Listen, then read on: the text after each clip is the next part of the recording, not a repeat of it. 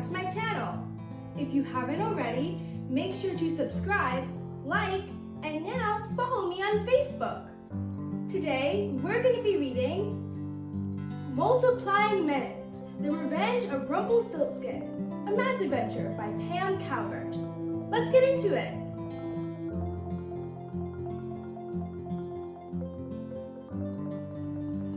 The castle was full of guests celebrating Peter's 10th birthday.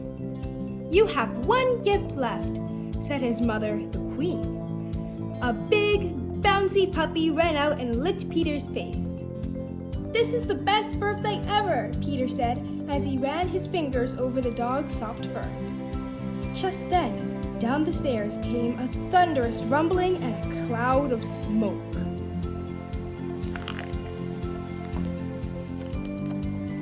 Peter watched as the smoke cleared. There stood a strange little man who said to him in a high, squeaky voice, "I have come for you." "Go away," the queen gasped. "I said your name 10 years ago, and I will say it again. Rumpelstiltskin. You can't get rid of me so easily this time.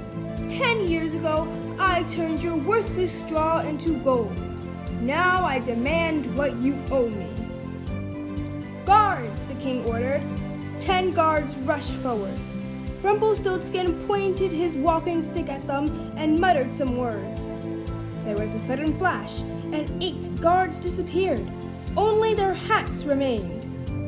"By tomorrow, you will see that the only way to save your kingdom is to give me the boy," the little man cackled.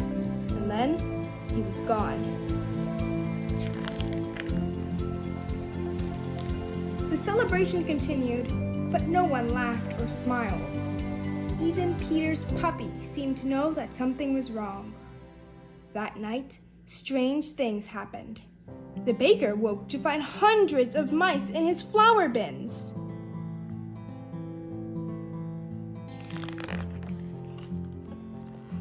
A milkmaid found only 4 cows where there should have been 20. All across the kingdom, farm animals had disappeared, while insects and other pests had appeared in great numbers. News of the strange events made their way to the castle. "What should we do?" the king asked his advisors. Before they could answer, Rumpelstiltskin appeared. He slyly pointed his stick at the castle wall. "Stones times 1/3, he said. The wall was suddenly full of holes. "Give me the boy, or I will do worse." "Leave at once," the king demanded. Rumpelstiltskin pointed at the king. "Nose times 6, he said. "It can't be," the king spluttered. It couldn't be, it shouldn't be, but it was. The king had 6 noses.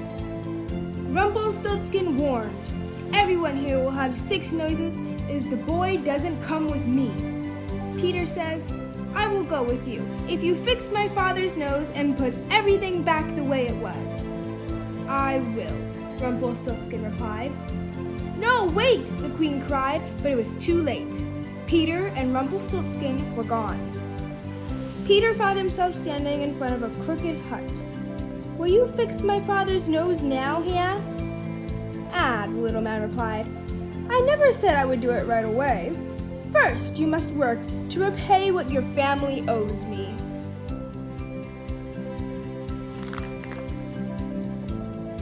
Rumpelstiltskin went into the hut and lit a candle. Peter saw shadowy figures scurry into the corners. The flame barely cut through the darkness.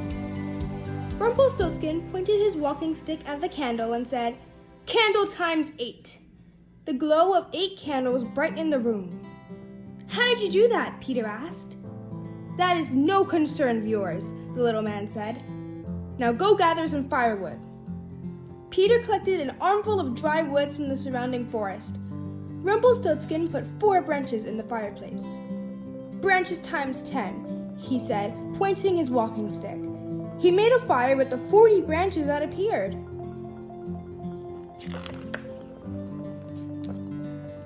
In the firelight, Peter spotted 2 tiny meat pies. His stomach rumbled. Rumpelstiltskin pointed his stick at the pies and said, "Pies times 5." 10 pies appeared on the table. Rumpelstiltskin gobbled 6 of the pies as Peter watched. Peter reached for a pie and felt the stick thump the back of his hand. "I'm saving those for later," Rumpelstiltskin said. "Now sweep the floor and do it quietly. I'm going to sleep."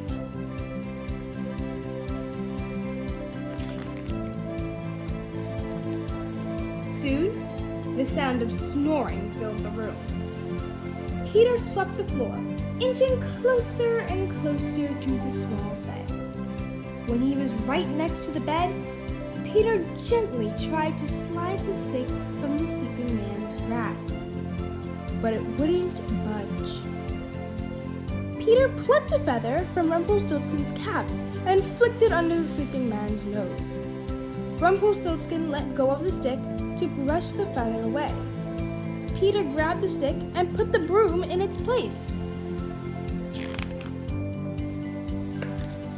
Peter looked at the walking stick. How does he use this? He thought. As if in answer, Peter's stomach growled with hunger. He pointed the stick at the 4 pies and whispered, "Pies times 5." Nothing happened. He tried again, this time mimicking Rumpelstiltskin's squeaky voice. The 4 pies just sat there. He tried waving the stick like Rumpelstiltskin did. Still, the number of pies did not change.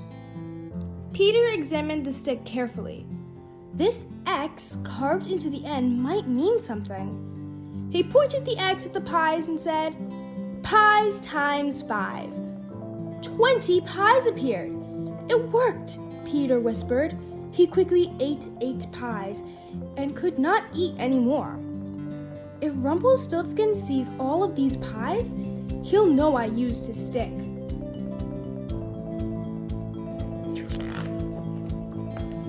There are 12 pies, Peter thought, but there should only be 4. 4 pies is 1/3 of 12. Peter pointed the stick. "Pies times 1/3, he said. Instantly, the 12 pies became 4. "Yes," Peter exclaimed. "Maybe now I can fix my father's nose and all the other awful things Rumpelstiltskin has done. If I can get to the castle and back before Rumpelstiltskin wakes up, he won't even know I was gone."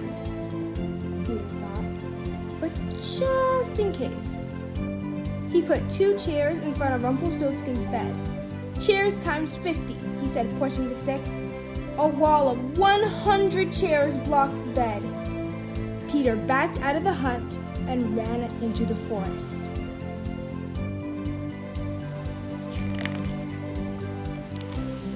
The sun was rising as Peter headed for the castle.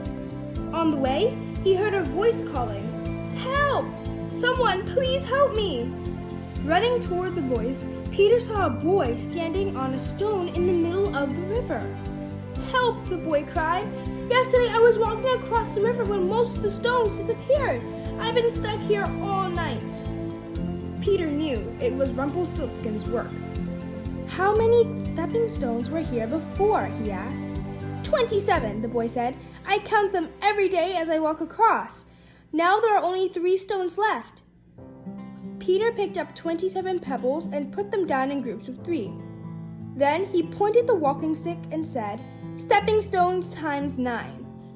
The boy whooped with joy as he crossed the river. Peter waved goodbye before hurrying on to the castle. Along the way, Peter ran into more Rumpelstiltskin's mischief. He multiplied by 12 to help a family who had lost all but 2 of their chickens. He multiplied by 1/30 to help a seamstress whose spools were full of spiders. Soon, Peter could see the castle in the distance. He ran faster. As he neared the castle, Peter heard a strange buzzing. Grasshoppers were chewing on every plant in the royal garden. The gardener wailed as the bugs attacked the tender green leaves. Peter pointed the walking stick at the garden. "Grasshoppers times 1/100th, he said. "Thank you," the gardener sobbed. few more minutes and there would have been nothing left.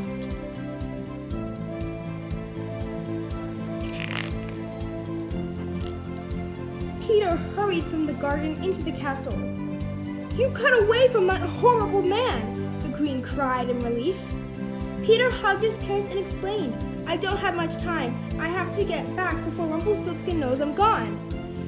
Peter pointed the walking stick at his father and said, "Nose times 1/6. "Thank goodness," the king said, sniffing deeply. "My royal nose is restored to its normal number. Now every sneeze won't be such an ordeal." Peter was about to fix the castle walls when he heard a thundering boom and saw a cloud of smoke. "Thought you could get away, did you?" Rumpelstiltskin scoffed. Peter raised the walking stick. "Rumpelstiltskin times none," he shouted. Nothing happened. "That's not how it works," the little man cackled as he grabbed the stick. Peter held onto the stick with all his might and shouted, "Rumpelstiltskin times nothing." The little man was still there and surprisingly strong. Peter was losing his grip. He made one last try. "Rumpelstiltskin times 0. A flash of lightning made Peter close his eyes. When he looked again, Rumpelstiltskin was gone.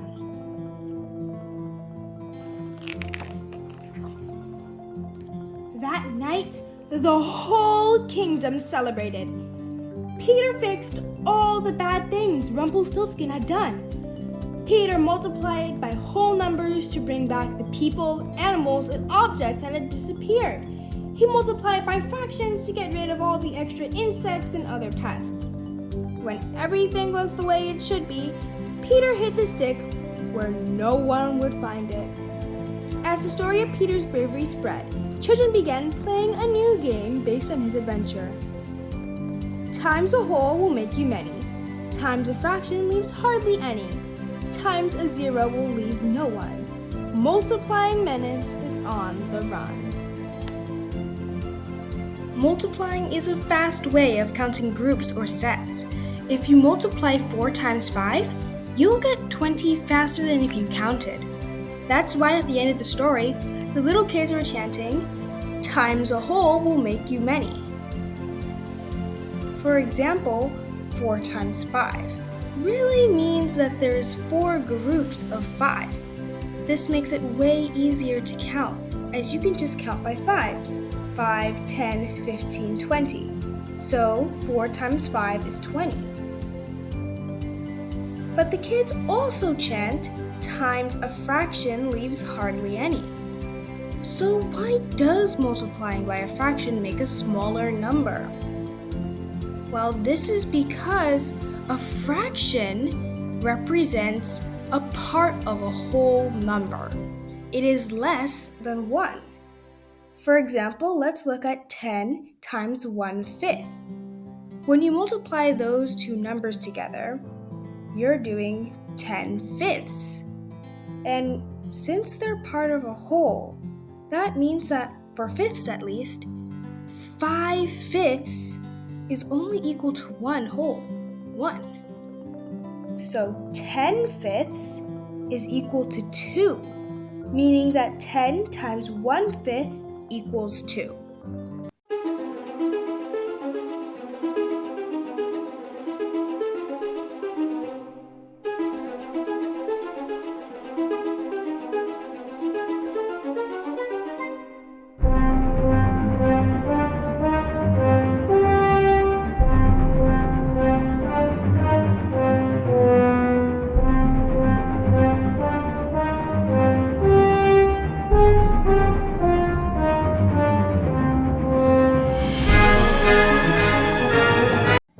So mathematicians, what did we learn today?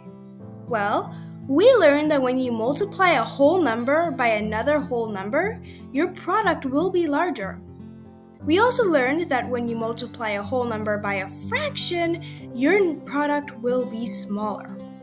And when you multiply any number by 0, your product will always be 0. Don't forget to like, subscribe, and hit that notification bell. Goodbye, mathematicians!